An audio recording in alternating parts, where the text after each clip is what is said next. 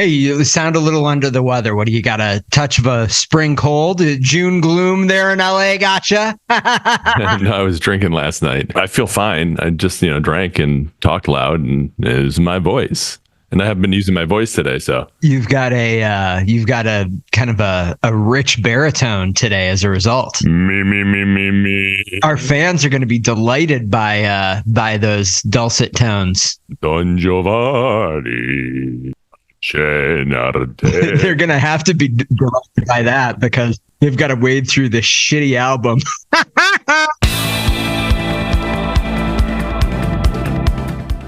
Welcome to Backtracking, the show where two old friends take a second listen to influential bands' catalogs track by track. I'm Ralph Bagdasarian. And I'm Dan Fiden. We'll be taking this journey together, providing context, both personal and historical, on some legendary bands. For our first season, we've picked none other than Rush.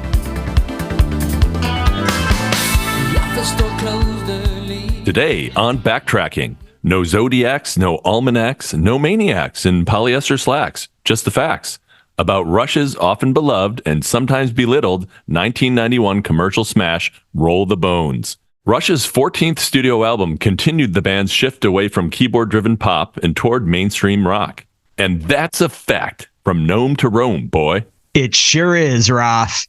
After a brief early 1990 tour in support of Presto, the band picked up with the same writing process they'd been using since Grace Under Pressure, spending the work week at Chalet Studios in Ontario writing and the weekends at home with family.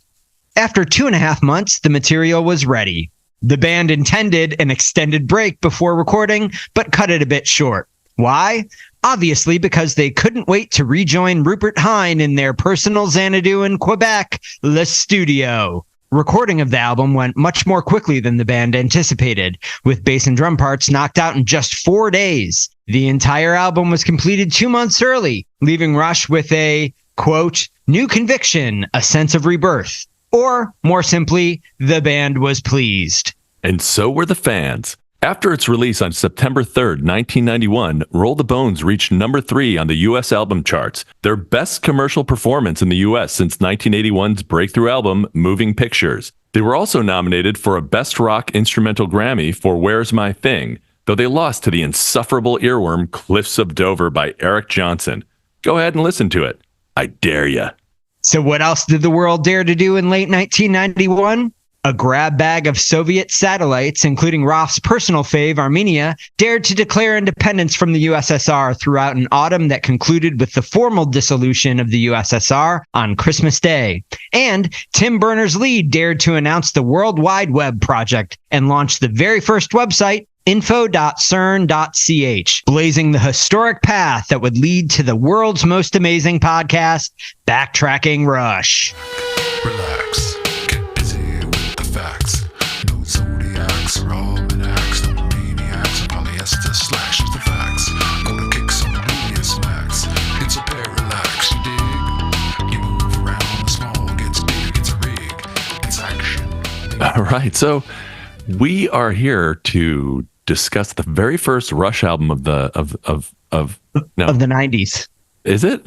It is. It's the first one. Yes. Yeah. Well, it is. It is an interesting album. This was, I have to say, Roth, we're going to get into this throughout the entire discussion, but this was the first album that I genuinely was trepidatious before I started my re-listens because my memory was not kind to this album.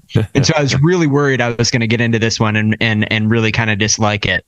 It was kind to my memory my memory was kind to this album because I have a lot of nostalgia for this album. It was do? Well, I had my driver's license, so I was able to listen to this in the car. I would listen to it all the time driving to like soccer practice because I believe it came out in the right when the school year began. It came out on September 3rd of 1991. So this was the soundtrack to my junior year of high school varsity soccer.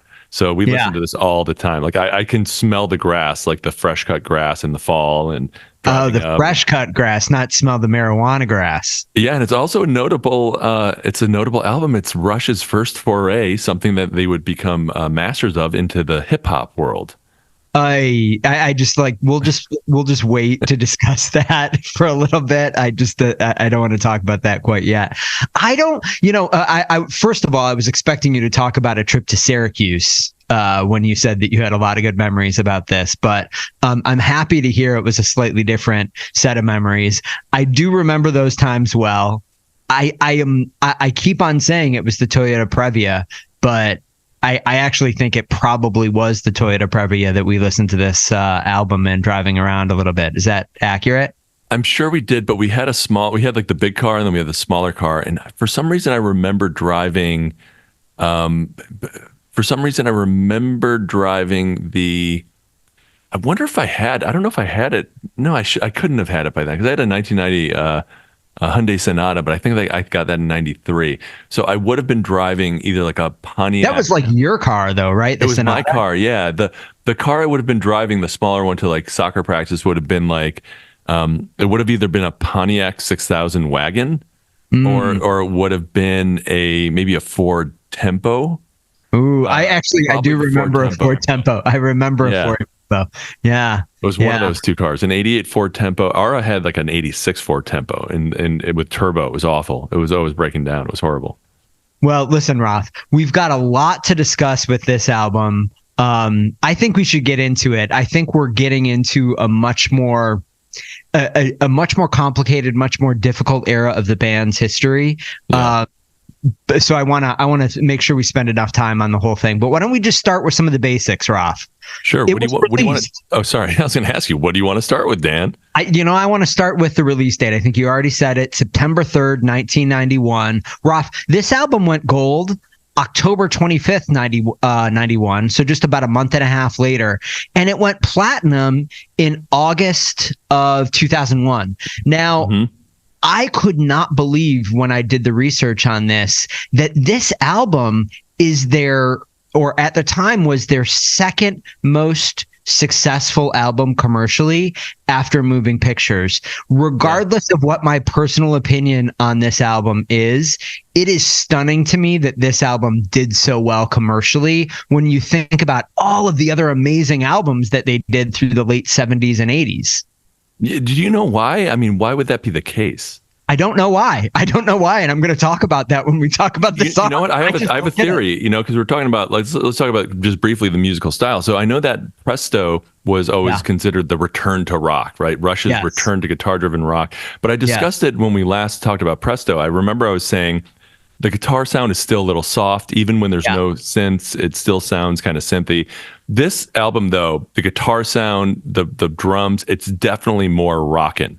I feel this is a far more rockin' album than Presto was. Maybe it's because the La Studio influence, and they went back and they just nailed it out. They just pounded it out like they did with their previous albums, like the early '80s albums from that studio. Yeah, I mean, why don't we move right into the production, Roth? I completely agree with you. I think the production of this album is terrific. It's a very rich sound. It's clean. I just think the mix of the instruments is great. It just is like this. It made me the specific note I have is Rupert Hine plus the studio equals perfection. I really think that when I look back at really the range of all of the albums they did in the obviously the 80s albums had a very different style, but basically from 1980 through the release of Roll the Bones, I think this is probably, just from a pure production perspective, my favorite sounding album. I was going to say exactly that. The sound of this is great. It's the guitars are driving. They're not like dirty like they were before. Although it sort of makes you wonder, like, what if Terry Brown came back to the studio for the guitar-driven Rush era, like this guitar-driven Rush era? He would turn that Brown upside down. I mean, I would love to see him maybe go back. Well, obviously they can't for the whole band, but it would be interesting to see him go back and maybe get his remix, the Terry Brown remixes, the guitar era. No, I think that on this album, there's just just dig more into the production kind of specifics. I think they finally on this album found a perfect spot for the keyboard. It just works. I think where it sits in the mix, how they use it is just great on this album. I really think the keyboard is purely additive. It never takes away. It's never too low in the mix. It's never too high in the mix. It just feels like they've finally figured out how to incorporate keyboards into their sound in a way that seems really organic to like what I think of as Rush, and allows Alex to play a role that I think is, justified for such an amazing guitarist. And I think Rupert Hine and Alex especially were prepared for more guitar driven songwriting for this album, less so with Presto. I think with Presto they were kind of like, okay, we're getting back into it, and they were still a little creaky. But with this one, especially with Rupert coming back to do another album with these guys is more guitar driven, I think he had a better sense of what to do. So I think they were all more comfortable. They were working much more efficiently. They were much more mature. They were much more comfortable in their own skin with this sound. And I think that's why they probably finished it 2 months early. It's because they were in the flow. Yeah, and I mean, they talk a lot about the optimism that they felt throughout the kind of recording of this album, and I think it makes sense when you actually listen to it. I feel like Presto, remember way back when we talked, way back 100 years ago when we recorded the Signals episodes, I had said that I felt like Signals, the production on that album seemed really hesitant. Like they just were really struggling to figure out how they wanted their new sound to kind of like what they wanted it to sound like. I think that in some ways Presto is the same thing, right? They move into a new era. They kind of move into a new sound. They understand where they want to go, but they haven't quite gotten there yet. And I think in the same way that I made the argument that I felt like Grace Under Pressure, they actually got to that place. I feel the same way on this one. I think it feels like they achieved the sound that they were going for on Presto. And it's just a really awesome, it's just an awesome vibe. The thing that I wanted to mention to you though, specifically, you had talked about this on the last album, how much you love the wall bass on Presto. The bass on this album is just amazing, I think. Everything. I mean, the drums are just so, everything just punches, but it's not like the dynamic range of it too is so it's everything about it. And we'll get into it in the individual songs. So one thing I want to say about the historical context, you mentioned it briefly, you talked about the optimism of the band. And this was 1991, and this was after the fall of the Soviet Union. It was collapsing, and we're having the sense of living in post-history, especially now. I know that it was sort of, it was coming with Presto, but here it's it's full blown. Yeah. And their song Heresy, which again we'll get into later, really sort of exemplifies that. So to put it in the context of the time, things were like really pretty darn good. I think the big dark spot in history at this time was probably like the Persian Gulf War, which was like a quick war, right? And like we just went in, we kicked ass, but it hadn't started yet at this point, right? It started in 92, didn't it? I think it started in 91. All right. Well, I'll look it up while we continue to talk. One other thing though, Ralph, I wanted to kind of dig into here, and I'm certain you're going to have an opinion on this, but I wanted to kind of share with you one of my first negatives on the album. While I love the sound of the album overall, I am not in love with the guitar work on this album. Not everywhere. I think there's some really good guitar work, but there is a lot of kind of Alex playing the funky chugga guitar kind of thing, almost like a Red Hot Chili Peppers-y vibe, like a funk guitar. He talks about that a little bit in some of the interviews that I've read about this album. He doesn't do it everywhere, but generally speaking, I just don't like it. I don't like what that brings to the songs. I don't like him playing that. It's like obviously more than competent playing. I just don't like that style for him. And I think what I decided, and I want to see what your reaction to this is, I've decided that I like Alex when he is in the Johnny Greenwood mode. Johnny Greenwood being the kind of like multi-instrumentalist guitarist from Radiohead, who is well known for making lots of strange noises, basically within the context of that band. I think that kind of color and that like unusual approach is what I like about Alex's playing best. But I wanted to see what you thought about that. Well, I think a lot of credit for the sound of this album should also go to the engineer, Steven Taylor, who was the principal engineer on this. And, as far as Alex's guitars sound goes, as I mentioned at the get-go, I really liked it. I felt that it was punchy. It had more meat to it. It felt like it was crisp. It was clean. And I think he was getting back to that inventive Alex Lifeson, guitar-driven Alex Lifeson that we grew to love in the early stages of Rush. And it was very interesting because I felt it was like, obviously he went through the synth era. I mean, they're still they've always been in the synth era ever since they got synths, but like the real hardcore synth era, he came out of it with a different sound. And this is him like getting back to his rock roots. He's never going to go back to like the sound of like Caress of Steel, right? And you're never going to get that guitar sound again out of Alex Lifeson. Why not? It's in the past. It's like once you get that muscle memory and you enjoy the new sounds of all these new gadgets but do you sorry, you're just completely not taking the bait here that I'm putting no, out. I'm not gonna take your bait. You don't see this kind of like funky Lifeson thing that he's doing on here, or if you do, you like it? I do like some of it. Like Where's My Thing, the guitar riff is kind of cool. Yeah. I think they do it. That is like the core of what I don't like. Where's My Thing? Probably like the perfect example of what I don't like about the guitar on this album. No, but I like it. I like his inventiveness, and I think it works. I mean, they're all being funky, right? They're all trying to be funky. Yeah, and I don't think it. Well, all right, that's fair. That's fair. Now keep in mind, like hip hop was becoming mainstream around this time too. So it's no longer this sort of esoteric art form. It's like becoming more mainstream. And they're not a funky band to me, and I think when a non-funky band tries to be funky, it doesn't appeal to me. But all right, I think there's a whole host of reasons why they did it. I think some of it might have been like midlife crisis. It could have been hey, we need to be more relevant. I don't think Rush sits there and says, hey guys, we got to be more relevant, eh? We got to do something that the kids are going to like now.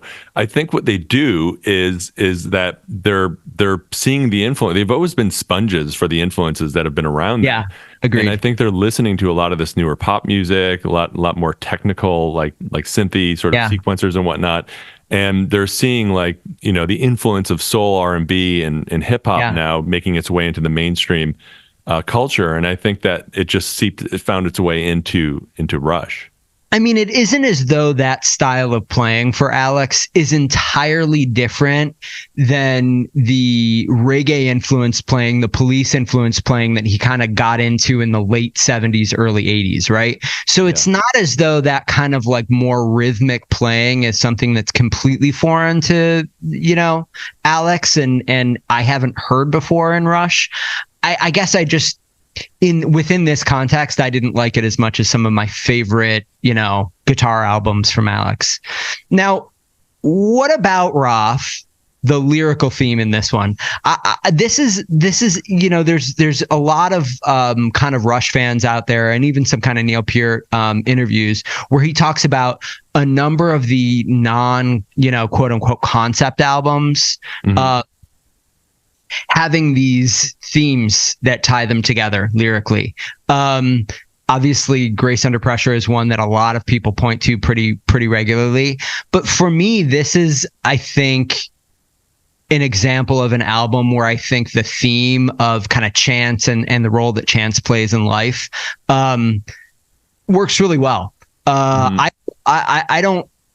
I'm a little more skeptical of kind of like reading those themes into some of the other albums, but I think it comes through really clearly in this, and I think it works pretty well. It's a nice thing to tie the album's material together.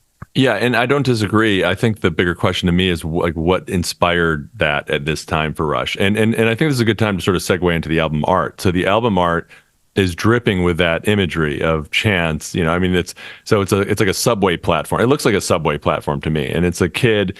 In jeans and like a black t-shirt kicking a skull, is it? Yes. Along the platform, and there's water instead of like a train track, just very, placid water. And then the wall behind him is just all dice, right? Or dye. And I remember I said this, I forgot what album we're talking about, but I said, I think this album covers more dated, Yeah. 90s, because the kid looks like a total 1990. He could be plucked out of Nickelodeon from 1991. And you'd be like, yeah, that's a kid from Nickelodeon in 1991. He just looks very 90s. And I don't recall any other albums being that dated, like in terms of look and feel. Well, Ralph, here is a show of hands, maybe. Like I think we talked about like the album that is very 80s. So I feel like that one's dated. I will tell you, Ralph, I'm going to disagree with you on this one. As you'll probably put together, this is not one of my favorite Rush albums. As we go through the songs, you're probably going to get a little bit of a sense of that. But this is absolutely one of my favorite Rush album covers. I disagree. I don't think it feels dated to me. No more dated than, for example, Power Windows does. And I think Power Windows holds up really well. I think this one holds up really well. I love the use of the theme. I actually love the composition of the cover. I think I just think the execution of this cover is really, really strong. And I would probably rank this as certainly within my top 5 Rush album covers, and possibly top 3. Yeah, I'm looking at it from a little bit more of a distance too, and like the balance of it is very aesthetically pleasing. It's got very nice lighting in it. Beautiful. It's yeah, I guess. It's somehow simultaneously, it's a very dark and foreboding image, right? But the kid is taking it all in stride, though, so it doesn't feel that way. It somehow is this interesting contrast where like it feels incredibly playful, but it's quite dark. I mean, there is no color in this other than the blue and the blue jeans. This is all black, white, and gray. There's there's a skull on it, right? It's like clearly like a sepia, and it's a sepia type of color, Yeah, so it has this like in some ways you kind of feel like it's a very dark cover, but when you look at it, it feels quite playful. I think because you see all of the dice faces on the wall that evokes play. And I should also say the name of the band is written in the die. And what's interesting, if you look at the the letters RUSH, so it's a lowercase R, uppercase U and S, or it could be lowercase, they're kind of the same, and a lowercase H. So it's basically the band's name in lowercase. And if you look at the die, the numbers from the bottom up, every one of them is 2, 3, 4, 5, 6. I wonder if that was intentional aesthetic or if it was like sort of numerology. And all the die that are white, so the Rush is written in black in those die, and then the die that are white are just the number 3 diagonals. You know what? This is a really interesting thing. What you just pointed out, Raf, what the numbers are on the dice.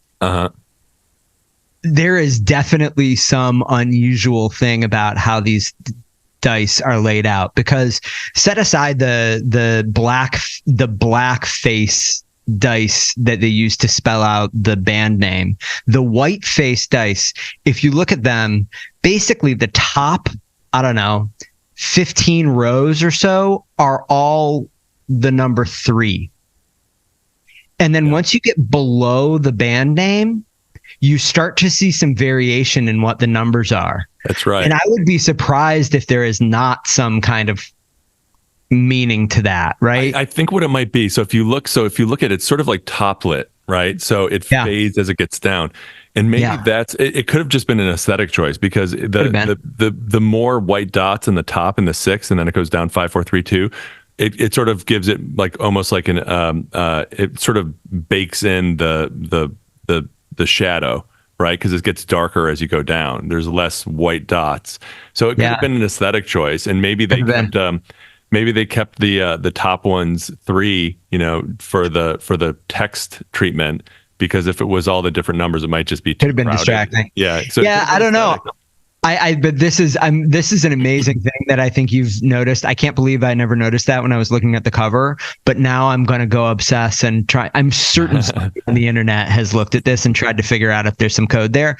Listeners, if anybody out there knows what that is, please write in backtrackingrocks@gmail.com. Let us know what your theory is on what the numbers mean, if anything. Okay, so Raf, it sounds to me as though you don't love this one, but you appreciate it maybe a little bit more after our discussion. I do. I mean, it's not a common occurrence where I change my mind based on your persuasion, but Well, I'll take the wins where I get them. Yeah. So, you All want right, to get into the album? I do. I want to get into the album. Side A, Raf. It starts with a song called Dreamline, 4 minutes, 38 seconds. You know who wrote it. You know who wrote the lyrics. Should we listen? I would say that's a great idea. Let's go. They travel in the time of the prophets on the desert highway straight to the heart of the sun. Like lovers and heroes, I'm the restless part of everyone. All right, Raf. Dreamline. There it is. You want to talk about the lyrics first? Maybe this is the song that the album cover is based on, because it's really explores themes of youth, wanderlust, transient nature of life, and that kind of what you get with this like kid with his hands in his pocket, just casually kicking a skull, down this platform of the sidewalk. It should really be, but it really is a song of optimism about sort of going out into the great unknown. Which historically, this, like I said earlier, this was sort of the tenor of Western countries at this time. It's like, holy shit. Yeah. Like, we won the Cold War and like the future's wide open and we're in a post-history world. Yeah. Speaking of which, Raf, you were right. The Gulf War started in 1990, actually. Yeah. So it's pretty well concluded by the time. I remember it was January 91 was when like the big sort of like the big push Operation Storm and Norman, whatever it was called. Desert Storm happened. Raf, I back to lyrics. I would agree. I think that this is Neil Peart in his classic teenage dreamer form. This is, I think, what he does best as a lyricist, is kind of capture these feelings, these really genuine expressions of what it's like to be a teenager, filled with yearning, filled with hope, filled with, sometimes sorrow and pain. And I think he is just so good at capturing that. And he does it across so many songs in the catalog. The lyrics, I think, in this one are just such a strong start for the album. Yeah, and I love the line, learning that we're only immortal for a limited time. It's just such a great line. Because it's true, when you're young, you think you're immortal, that you'll live forever. And then there comes a time where you learn that, that you only feel immortal for a limited time. And it's that sort of irony of that turn of phrase that I really, really enjoy in this. Yeah. So, Raf, music, shall we? Yeah. So it starts off, it starts off with a little sound effect, right? Uh-huh. I kind of appreciate when Rush just gets into it, but you can just fast forward through it. But I love like the staccato guitar intro. It just gives this like anticipation, right? Yeah. And one of the things that I love about, and this is a common occurrence in many of the songs on this album, is that their verses are really tight and then they open up in the choruses. This one, they rock out a little bit more, but it still opens up in terms of the feeling of it. So they're very tight and funky and staccato or whatever it may be during the verses, and then they open it up. And I love that contrast. I said this earlier too, the dynamic range of this album, especially in this song, just really is a joy to listen to. I think this is an incredibly driving song. It is nearly as driving and kind of a great album starter as Force 10. Just really, really a rockin', straight ahead rock and roll song. My personal feeling about this song is that the pre-chorus, what I'm going to call the pre-chorus, the section that goes, we're only at home when we're on the run. Mm-hmm. That is like such a great, memorable section of the song. Yeah, especially the drums there too. Yeah, it's just great. However, I think that there's, you're gonna hear this from me a few times across these songs on this album. There's something about the chorus on this song that I don't like. I can't quite put my finger on it. But do you remember? Yeah. Do you remember when we were talking about kind of like the tendency to sometimes write a chorus that's a little bit cheesy, like a commercial? Mm-hmm. It's almost I too poppy I don't or feel that something. here, but I agree. It's kind of the most unsettling part of the song. One of my favorite parts of the song, I think you may agree, when I explain Yeah. why, is a guitar solo, because it's very jazzy. Like it doesn't sound like jazz, but Yeah. the way they're playing off of each other is very jazzy. But you talked about Geddy's bass sound. You hear it so nicely in that guitar solo section, because Yeah. he's carrying the entire rhythm section there. Because Neil's just going, he's hanging out in the back. But it's I love the guitar solo is my favorite part of this song, I would say. Yeah, no, I think that again, I think that this song, the songwriting across this album, in my opinion, has all of the poppiness and pop sensibility of the late 80s albums, right? Hold Your Fire, I think, is the most perfect example, but the instrumentation and the production approach are just completely different. And they're really moving in the direction of this like pop rock, pop metal thing that happened in the 90s, or at least I would make that argument. And I think when it works incredibly well. But there are certain sections of these songs where, and I think they tend to be choruses, I know this is deeply subjective. For me, it just comes across a little too like poppy or cheesy or something. I don't know what it is. They're memorable. You can sing along with them, but they sound a bit too bright somehow. And that's the way I feel about this song. It's difficult for me to really point to one section of the song and say that's the reason it doesn't perfectly resonate for me, but something about the whole of the composition, and it really is the songwriting itself. It's not the execution or the recording of it. It's just the songwriting. It just doesn't quite. It's a bit forgettable for me, basically. Yeah. And I think that it's the chorus that does that. Yeah. Now, one thing I want to say about, and I'm kind of thinking ahead here too. This was the first Rush album, the last Rush album before grunge sort of ate up the world, right? This came out the same year, I think, as Nevermind came out in 91. So they would have recorded this sort of free of the influence of Nirvana and what was about to explode on the grunge scene. Listening to Canadian radio, especially Toronto radio in this era, like in the mid 90s, they sort of, I don't think they did it intentionally. They sort of took a stand, CFNY specifically, kind of took a stand against grunge, and hear me out here. They still really maintained their sort of like post-pop roots, like Euro, post-punk, European sound, right? And throughout the mid-90s, I always saw CFNY as sort of a refuge against like the overflow of grunge that was coming out. And I feel that Rush sort of got the grunge influence in their later albums. The guitar gets much thicker and heavier, and I think the guitar sound and I wish they had stuck more in or explored this sound instead of taking a harder turn towards the next albums, which we'll get into. But I think that this opening song really sort of captures this. Okay, now we're back. Now Rush is got the perfect balance between guitar-driven rock, synths, orchestration, and Rupert Hine really nailed the sound. He did nail the sound. And I think what you identified there with CFNY and the influence on, I had never heard you say that before, but I do remember during this era, like a lot of my friends, and you included, folks from Buffalo, got very into like the Tragically Hip and stuff. And I just I never got into that stuff. And it wasn't even really the hip. I mean, there was like Spirit of the West, Sarah McLachlan, Bare Naked Ladies, The Tea Party. I mean, there's some hard bands too, Sloan.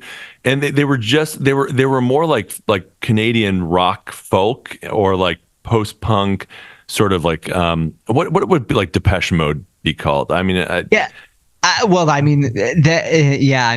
kind of European, like they were playing like, songs from like Manchester. I mean, those bands that you listed are pretty disparate. I remember the Tea Party was the one band that I kind of got pretty into, but I mean, they were Our Lady Peace heavy band. Well, even like Our Lady Peace, Tea Party, who were heavy bands, they weren't grungy. Like they were rock bands, right? And they weren't always, I mean, they played Pearl Jam, don't get me wrong. It's not like they stayed away from grunge entirely, but because of the CanCon laws, maybe that's why there was a whole different scene happening in Canada at that time, which I think was 10 times more interesting than the grunge scene. I still listen to all those bands today. I don't listen to any of that grunge stuff. Like, I don't listen to Alice in Chains, I don't listen to any of that stuff from that era.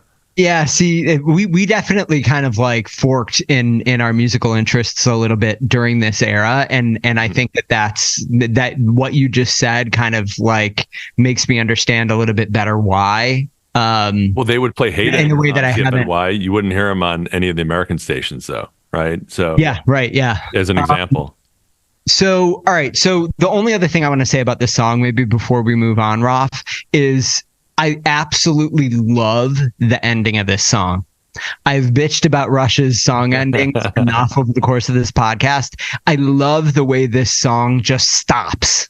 It's rocking and then it just like stops, skids to a halt, just like Force 10 does. And you're left afterwards. You're like, whoa, you know what I mean? It doesn't just stop. It stops with a really cool little drum fill. Boom, yeah, boom, I mean, boom, boom, boom.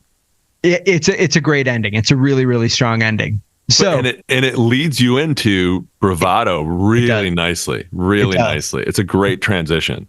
And it not only did Rush do a great transition, Ralph, but you just did a great transition. So why don't we listen to Bravado right now? 4 minutes and 35 seconds of Rush goodness. Let's play it.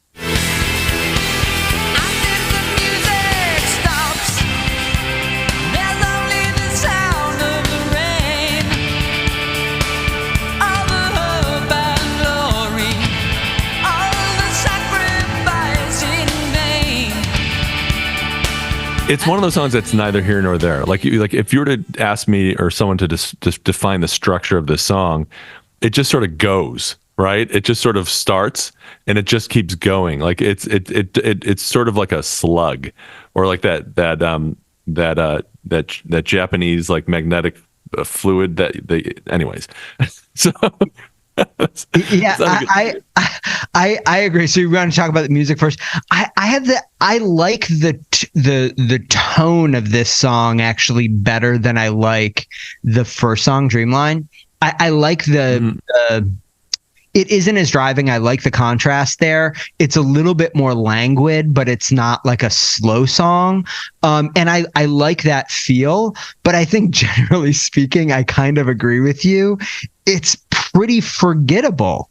It is. It's very melodic and atmospheric, right? It's great to have on in the background, and it's calming. It's soothing to listen to. It's not like it rubs you the wrong way, but it doesn't really excite. But this is another song. This entire album is clearly very influenced by what was going on in world history. I mean, someone like Neil Peart, how could you ignore what was going on in the world at this time? And this is an example of another song that is really contemplative about what changes were going on in the world at the time. All right, I keep bouncing back. Let's stick with the lyrics first. Yeah, let's stick with it. So, but I'm going to set the table, but then I want you to really explain what your interpretation of the lyrics is. So probably it's worth setting the table by saying that the refrain in this song, which is I think one of the very well-known and oft quoted Neil Peart lyrics, is "We will pay the price, but we will not count the cost." It is taken. It's a paraphrase that he took from a book called The Tidewater Tales by John Barth. I did some research this week on the Tidewater Tales. I did not go so far as to read the Tidewater Tales. And there is a surprising lack of clear information about the Tidewater Tales, other than it was written. John Barth was an academic and author who wrote fairly esoteric books during this, during the 80s. And this book essentially is a fictional exchange between a husband and wife, both of whom are storytellers, and they're becalmed on a boat in I don't remember what bay. It was like a bay in Massachusetts or a bay in New England, basically. So their boat is becalmed, and they pass the time by telling one another stories. Wow. So it's taking a more personal nature, this song. And I guess Pure read the book, liked the book, was inspired by the line, contacted John Barth and requested his permission to kind of use this line, and apparently it was done with his blessing. I think that line is very evocative, but I want to hear from you what you think these lyrics are about. We've discussed this in past songs about, and I can't remember the specifics, the song, but I think it was on Presto. There was a song that we were saying that it's, I radiate more heat than light. And or that line in particular, and I think you were saying that it's kind of about husband being estranged from a wife who he still loves, but his career, being a drummer in Rush, has taken him away, and they feel his influence and his presence, but they don't really see him. And I said that maybe I think it might be him saying this to his daughter.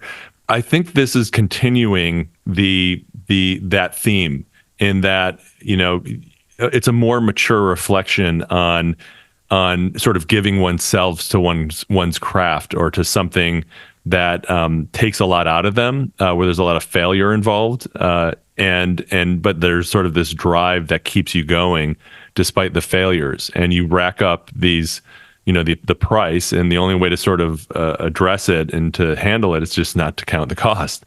As a startup founder, I know exactly that feeling, right? When you're looking at your AWS bill, you'll pay the price, but you don't want to calculate how much you've actually spent on it.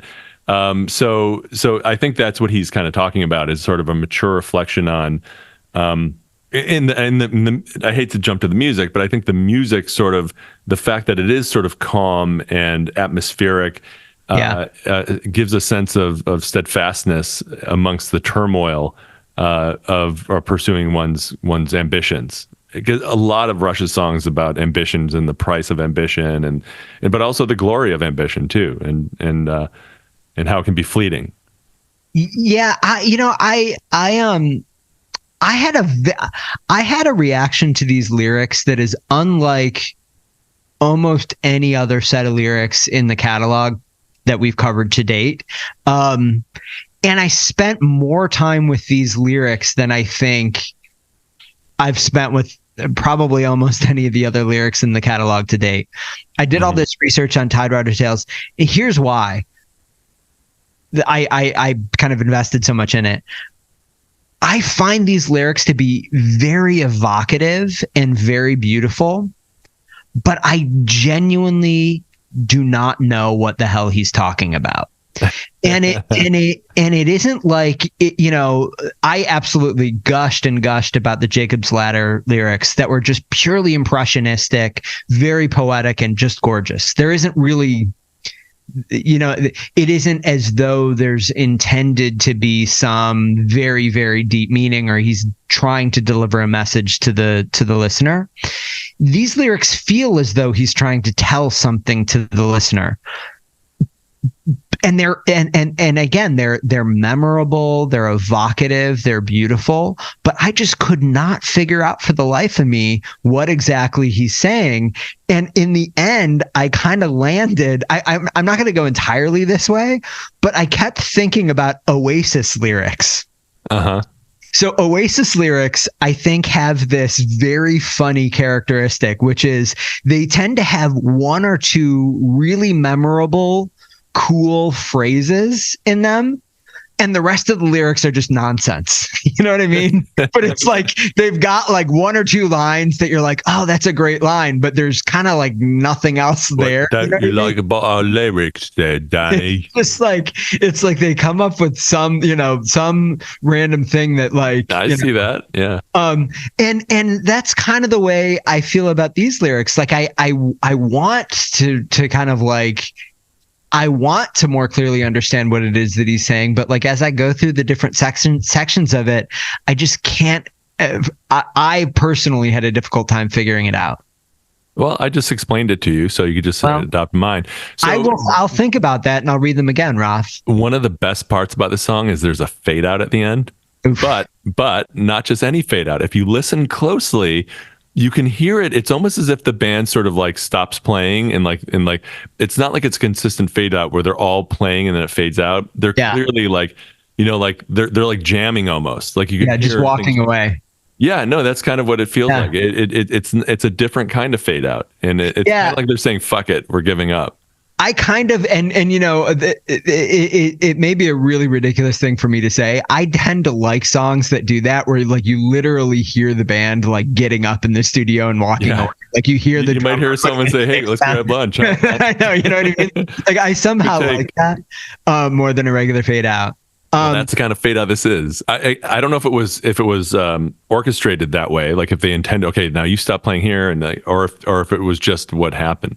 It sounds like they're jamming though. It sounds like they're like, okay, we're done, and like no, we're going to continue to fade out, and they were just sort of playing around. It's very subtle. It's not like over the top, but it's very subtle. So Roth, here's the question: are you ready to get into Roll the Bones? This is the title track. I think I've been born ready for this. Oof, this one is like, there's a lot here. All right, let's listen to it. 5 minutes and 30 seconds. Roll the Bones, title track. Let's go. We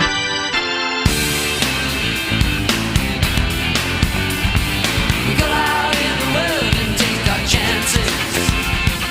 Fate is just the weight of circumstances. That's the way that Lady Luck dances. Roll the bones. Roll the bones. All right. So you're the drummer. So what do you think about that opening fill? Okay. No, let's talk about music first. No, the lyrics. Let's stick with the lyrics. Sorry. Let's start again. We'll start this intro again. You start. All right. I want to separate. I'm going to say this. I'm going to say this consistently. In order for me to not lose my mind and be unproductive, I need to deal with this song in two parts. There is the song, and then there's the rap section. And I'm going to deal with the rap section almost as though it's a different song. Okay? Okay. Does that work for you?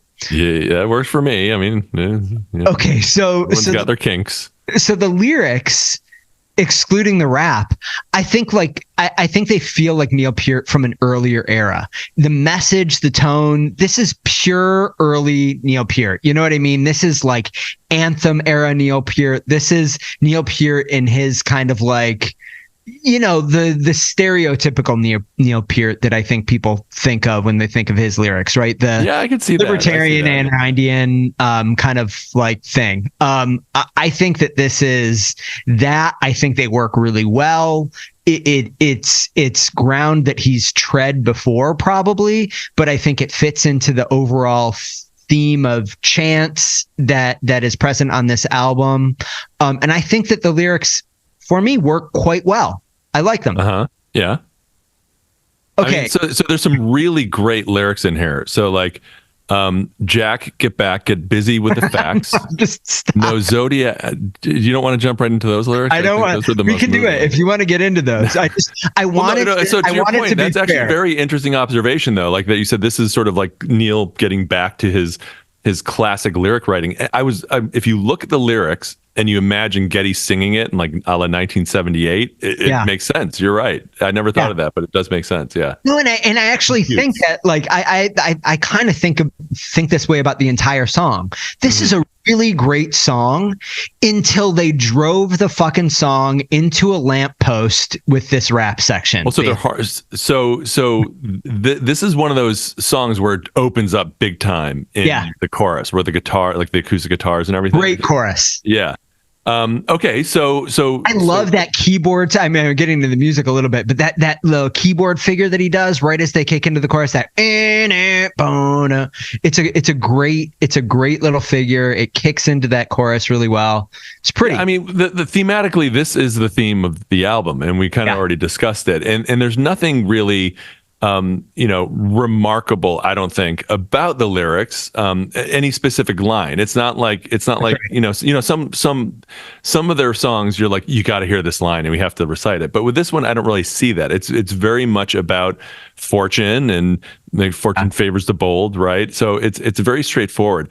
I think it's much more interesting musically for a whole host of reasons. So first of all, it does start off very tight with that very funky riff, very proggy though. And it works. I think it really works, and it's got this. It's a great rockin' opening, right? Yeah. And then it opens up like you're soaring in the choruses with like the acoustic guitar playing there, and I love the use of keyboards in this song. They're really filling in the space. And during the synth era, it was like Alex was filling in the space left by the keyboards. In this, it's the other way around.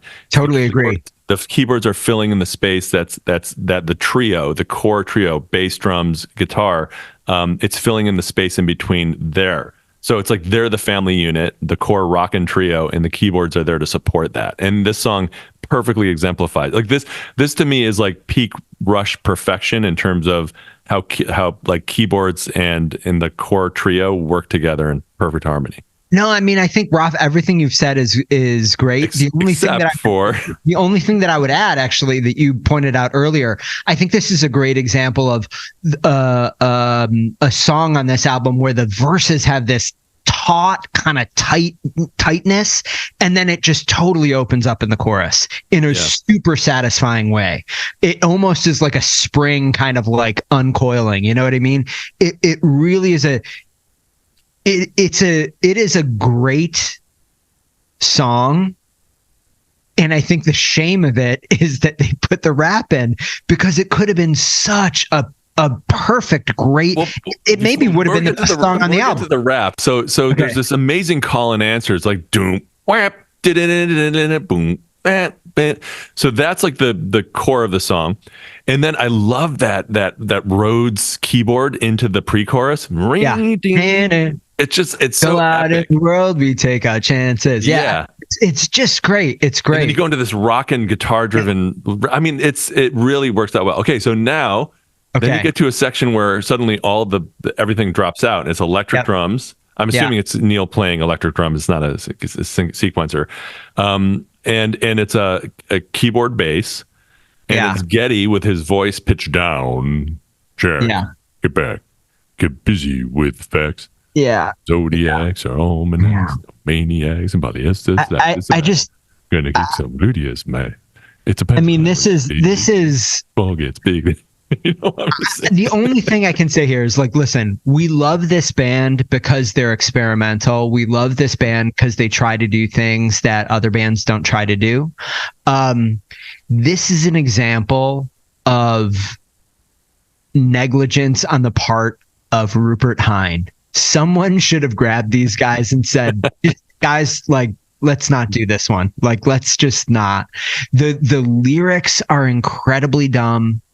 The execution of the rap is just uninteresting in my, it isn't even as though, Raf, the music behind the rap is like somehow interesting to listen to. It's not. It's just boring and not Rush-like in any way. And the lyrics are below Neil. Even if he had written a rap, like, Neil can write better lyrics than this, you know? I mean, these lyrics are just like gonna kick some gluteus max. I mean, yeah, it's a little cheesy. Like, so get out there and rock and roll the bones. Like, it's too better run, homeboy. A fact's a fact, from Nome to Rome, boy. I mean, this is somebody should have said, like, guys, this is, you know, imagine yourselves in 5 years listening to this. Are you going to be happy you did this? I don't want to beat them up too much. I would rather have them do a song like this that I think makes a big mistake, and then end up with some of the amazing experimentations that pay off so richly. I wouldn't say this was a mistake though, because the song is about being bold, right? And not throwing stones like you are. So they're being bold. They're like, okay, we're going to do something you've never heard us do before. Yeah. Why not? Roll the bones. Well, they rolled the bones here, and they came up craps, buddy. But if there's a song you're going to do that in, it should be Roll the Bones. Yeah. Evolve. But as I said, I think earlier in one of the, I don't remember what episode, this song and this rap was the moment when Rush lost me. And I'm not Is this their jump the shark moment? The only line for me, this was definitely their jump the shark moment. I listened to this album, I got to this part of the song, and I was just like mortified. I was like, I love Rush, but I can't. If this is where they're going, but it's not where they went. I mean, they just did this little rap. I know, here. but you know what I mean. I'm going to find out now where they went because I kind of stopped listening to them after this. To me, the most cringeworthy line in this song is "The night has 1,000 saxophones." Oh my god, it is so. That was cringeworthy. That is incredibly cringeworthy. The gluteus max, the polyester slacks. That doesn't bother me as much. Oh my god, the saxophones. The night has 1,000 saxophones is an awful line. I don't know, Ralph. I think we've said enough. I don't think there's a lot more that I think people are going to know. Like, I would be interested actually in. I would be interested in hearing from a Rush fan earnestly defending this rap section.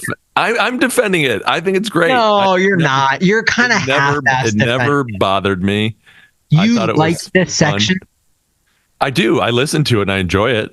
Yeah, I guess that's liking. Okay, so I was reading. I think again, this goes back to the kind of album overall, but I was really, really surprised to learn that this album performed as well as it did commercially, because I never felt like this was a particularly good album, and in fact, in some ways, I felt like it was not a good album, but it was a smash hit for the band. And so I was reading some of the reviews that were written of the album at the time to try and understand maybe a little bit through someone else's eyes what the appeal might have been. Mm-hmm. And I think one of the things that I will grant that I read in one of the reviews, I don't remember which review it was essentially, this is Rush being silly. And they know they're being silly. Yeah. They don't care that they don't have anything to prove. They're having fun. So they're having fun. They're being silly and they're not, and they kind of don't need to care anymore. They've proven all they need to prove as a band. And that I get, right? Like I do get that. I hate to bring up Led Zeppelin, but there are certainly examples in the Zeppelin catalog of them doing the same thing, right? Jamaica is maybe a really good example of that. But like, I don't know. I've said it doesn't work for me. I kind of lost him at this point. So there it is. So, ladies and gentlemen, I will be continuing the podcast from now on. Dan has bowed out. Dan, it was great. I mean, listen, dude, I don't think awesome having you for these 13 and a half albums. I can't be the only one who feels this way. It'd be great. Let's put a call to action out, people. Like, right, Dan. Dan sits there with Gmail open. I do. Never gets emails. I do. Cut him some slack. Tell him what you think about the rap. I'm sure 2 or 3 of you have something to say about it. So send him an email to backtrackingrocks@gmail.com with the RX. I'm actually going to post it on the Rush subreddit as well from the Backtracking account. I'm just going to ask, like, a poll. Yeah. How do people feel about the rap and Roll the Bones? And, what's like, if you were going to steel man the case for the rap in Roll the Bones, what is the steel man case for this? Because I genuinely want to know. All right, so speaking of duds, let's go up to the next song. Sorry, I just gave it up. I'm sorry to bring us down, Ralph. No, I mean, I think one of the worst things is it's a great song other than the rap. Like, I genuinely think it's one of the strongest songs on the album until it gets to that point. I think it's because of the rap. It's one of the great songs Rush has ever made. I think you're just busting my balls now. All right, let's go on to Face Up. Face Up, Ralph. Face Up. 3 minutes, 54 seconds. Let's kind of cleanse our oral palates of Roll the Bones and listen to this. If I could only reach that diamond sign and turn it up. Face up, you can only back down. Face up, hit the target or you better hit the ground. Face up, still time to turn this game around. Turn it up or turn that wild card down. Face Okay, so Face Up. This is a cute song in terms of its length. It's a short, brisk 3 minutes, 54 seconds, isn't it? So we're going to talk about the lyrics first, right? Excuse me. This is another one of Rush's sort of self-empowerment songs, right? Yeah. It's about facing challenges, keeping a positive attitude. It has talk about the lyrics. 'Cause I'm gonna I'm gonna go straight to the music if we don't talk about the lyrics. You talk about the lyrics first. So I don't think that these are, epically standout lyrics for the band, but I think they're very serviceable. They're very serviceable lyrics, and I think there are a few lines in here that I just love. I love the little mechanic that he does at the beginning of a couple of the I guess these would be pre-choruses. I'm on a roll now. I'm on a roll now, or is it a slide? I'm in a groove now, or is it a rut? I love those. I love those little kind of couplets, I guess. Yeah.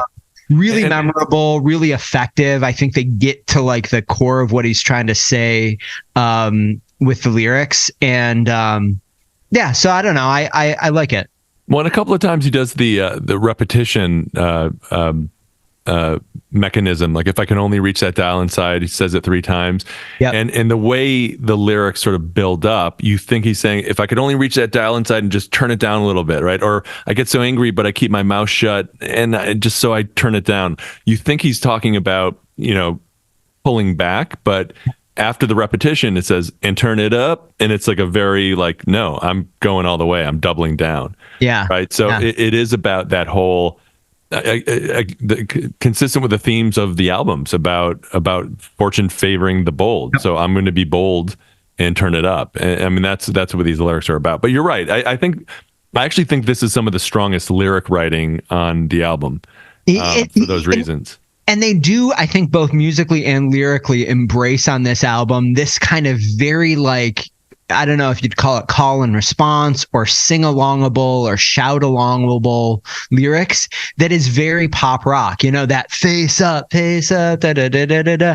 It's very much like turn the lights on the live audience and they all scream face up and then Geddy comes in. You know what I mean? It's that kind of a feel that for me is very evocative of kind of what metal music or pop metal music or pop rock music was during this era. Yeah.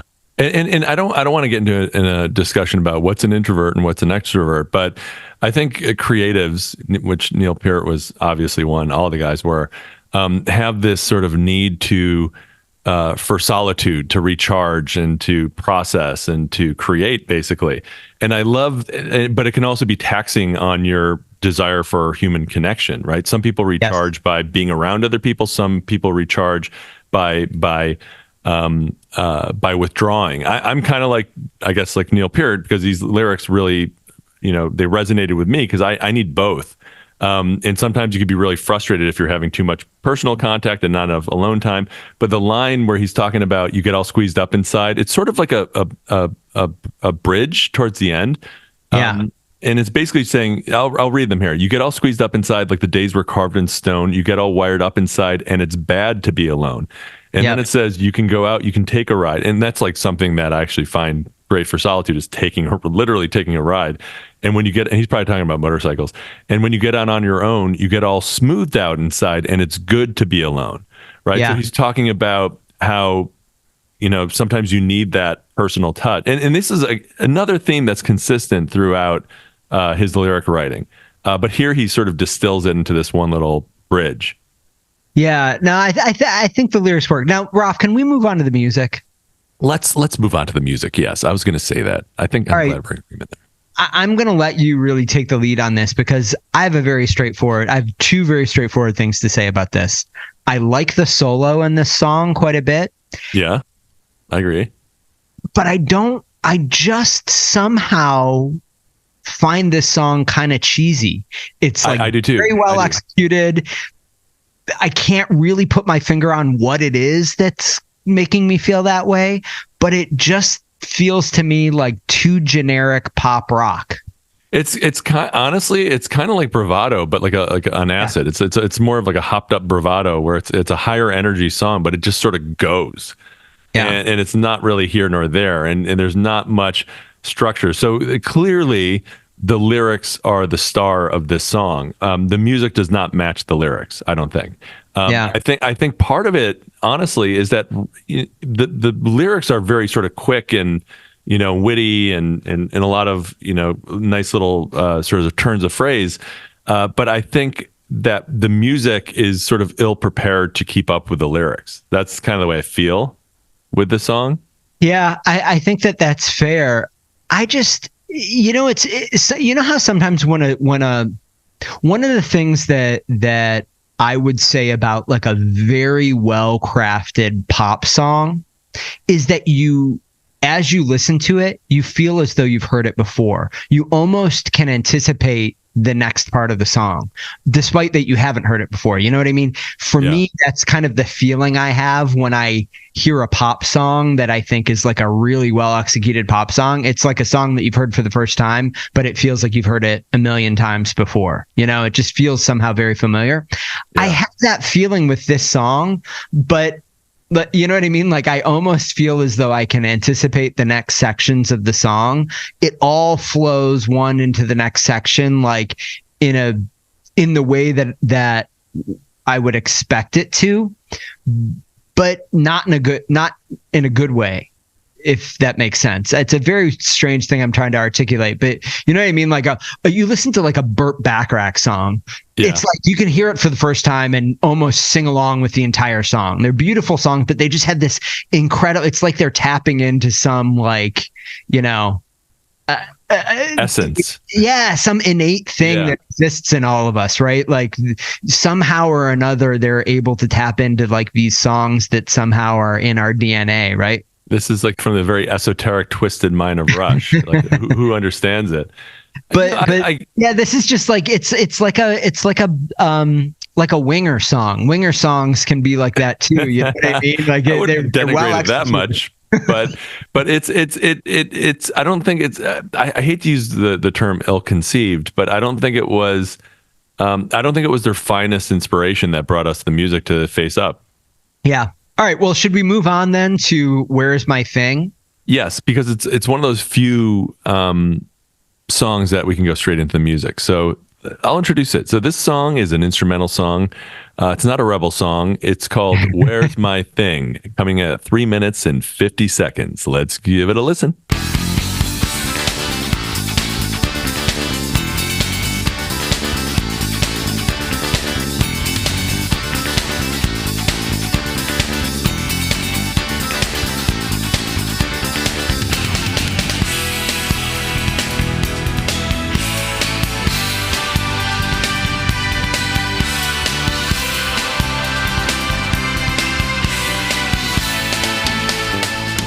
So what is part 4, Gangster of Boats? So I should have said the name of this song is Where's My Thing, parentheses, part 4, quote, Gangster of Boats, end quote, trilogy, end parentheses. Yeah, so I read about full this. Name of the song. So I'll tell you the origins of it. So the origin of Gangster of Boats is apparently Alex and Getty always threatened Neil that they would name one of the albums The Gangster of Boats. And I guess it was something that annoyed him, and like they thought it was. Oh my god! Hey guys, you gotta stop saying that to me. I'm not going to make an album called Gangster Boats. So I think that this isn't really the lyrics, but I one of the things that I like best about this song is I think the part 4 of Gangster of Boats trilogy is very self-referential. I think they're referencing their kind of prog era and kind of poking fun of themselves. Poking a little bit of fun at themselves, their earlier selves, which I think is like nice, great, and I think a hallmark of Rush, not taking themselves all that seriously, which I really like. But the music, prof, please give me a spirited defense of the music in this song. Alas, I cannot. Okay, perfect. I find this song to be completely uninteresting. I agree. It sounds to me like the soundtrack to a party bus going to some kind of Christian conference. I could not have said it better. So it's it's them jamming, and it's like you're right. I wasn't going to say a Christian party bus. I was going to say like it's something like, you know, it's Marble Madness at the arcade, and this is the music that it's playing along in the video game, right? It's like video game music. It's not to, you know, shit on video game music. There's some amazing video game music, but it's like mid '80s like video, like Marble. It's like listen to the Marble Madness like sound, like the score to that, and then listen to this. You're like, oh yeah, it totally makes sense. I mean, I'm not certain that the last instrumental that they did prior to this was La Villa, but I think it was La Villa, right? I'm pretty. I was blowing my nose. I'm pretty sure the YYZ. Or YYZ was more recent than La Villa. Okay, so YYZ was I believe so. Yeah, before this. Yeah. Both La Villa and YYZ, right? Love them. Love them both. Love them. Amazing. And they're instrumentals in some ways because they are such unbelievable musical workouts. You know, it's just like such a showcase of their ability to technically execute. And I don't feel that at all in this song. It just La Villa also has this. It's like Alice in Wonderland. La Villa. It was it's a journey. And YYZ was about the frenetic pace and the goings on at an airport, right? With a really amazing theme at the root of it. This is just like it just is, and it's not like it's like I could skip over the song every time, and I'm fine with it. Yeah, shouldn't have been on the album. Yeah, so it's not great as far as I'm concerned. It's got some, you know, interesting. Well, no, I shouldn't even say that. I think that main riff, da da da da da da da da, that's like a middle school riff, right? It's not interesting to me. It just isn't interesting. Yeah, I'm in agreement with you, Ralph. I just think that this is not that strong song. I question why they added it, why they included it on the album. And again, I certainly can't speak to like what a producer should be doing. Yeah. There is a little jazz breakdown in the middle, right? That's kind of neato. It's fine. But I mean, I'm not certain what a producer should be doing. And I think that's probably different for every band, right? And you know, I like what I do think that what Rupert Hine got right on this album is the sound of the album is great. What he totally was negligent on is he didn't seem to be providing any kind of a filter to the band at all. If he had been, he would have said no rap and Roll the Bones and leave Where's My Thing off the album, in my opinion. Yeah, so I'm not like one of these like acolytes of Rick Rubin, but one thing he said that it always resonated with me when he was asked, what does a producer do? And he said, I'm paraphrasing here, but it's pretty close to verbatim. He said something to the effect of, you know, producer is supposed to be the advocate for the listener, is supposed to craft what the listener wants, like what should be translated to the listener. So basically they're like listener number one, making sure that what the band's producing is delivered to the listener in a way that's appealing. And I mean, that's essentially what he said. In that respect, yeah, I think they failed. I think Rupert Hine failed. Yeah, I don't want to hear this necessarily. But he succeeded with the band, obviously. In the sound of the sound of this album is just so good. And I don't want to. We're at the end of side A now. I don't want to like declare my judgment yet. But I think the sound, the production, the execution of this album is so much better than the material warrants. The material, in my opinion, is just not up to the level of what they accomplished in the production of the album, basically. No. And there's just nothing interesting or inspiring so much about this. And but like when I listen to this album, it sounds so much better. The execution is so much better than Presto, but I think the material on Presto, at least side A of Presto, like we would compare side A to side A, for example, I think the material on Presto is, you know, by and large better. But let's talk about this. So this was nominated for a Grammy. So we are saying, yeah, it's not that great, but a lot of people thought it was amazing. Well, how many? Listen, it was nominated. Being nominated for a Grammy. I've never been nominated for a Grammy, so it's not like I should be talking shit about it. But it was nominated for the best rock instrumental performance. How many rock instrumentals are there every year? Really? And I will say this: I do like this song better than Eric Johnson's "Cliffs of Dover." I do. I do. I mean, that is the most annoying fucking song that's ever been written. Am I right about that? Just that groove, that kind of like bouncy. It's like a Leprechaun song or something, you know? Shut up again. I'm Eric Johnson. You're Leprechaun. You want me pot of gold? And it was played all the fucking time. Do you remember how much that song was on the radio? Oh my God, yeah. Maybe it was because it was overplayed, but it is an earworm, as I dared you to listen. But I like. Okay, I'm going to end it on a positive note, right? Okay, I like "Where's My Thing" better than Eric Johnson's "Cliffs of Dover," and it should have won the Grammy. Rush should have won the Grammy that year. Yeah. Well, I think that's a good place to stop side A. All right, Rob, that's it for side A. That's a good side. It had its moments. But that side did have its moment.